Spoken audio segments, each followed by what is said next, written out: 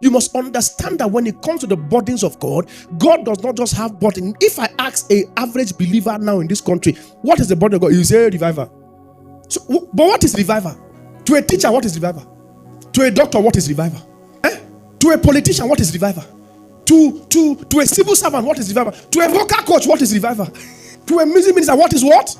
You will notice that if you understand the ways of God, that a teacher interprets revival in a different context. Many people just, once they call revival, they just see fire. But they don't know, if you are a student of history, that there are certain things. In fact, it was revival that gave birth to the radical, industrial revolution in America. It was revival. Men began to pray, and the eventual end of such a prayer was not just travails. Men began to invent things.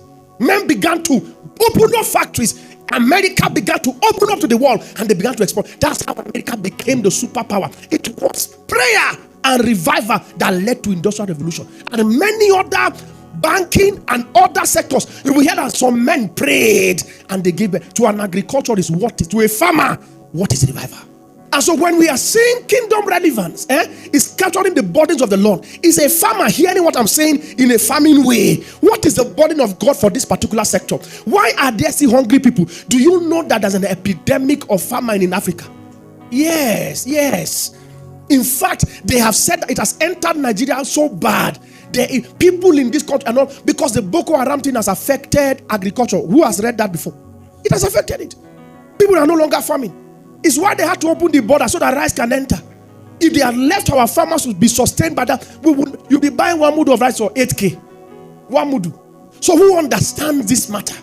Who has dwelled enough with God in agriculture, in farming, to capture the burdens of God? Who is following me, please? In technology, who has dwelled enough with God to capture the burden of the Lord? That man will become kingdom relevant. That man must become relevant in his generation. Who has dwelled enough in teaching, in politics? England remembers Wilberforce by force. The man pushed for the abolition of slave trade, and it happened in 24 years. It happened. The man understood the burden of God, that the men that died carried from West Africa and many other African countries, and they were taken to England.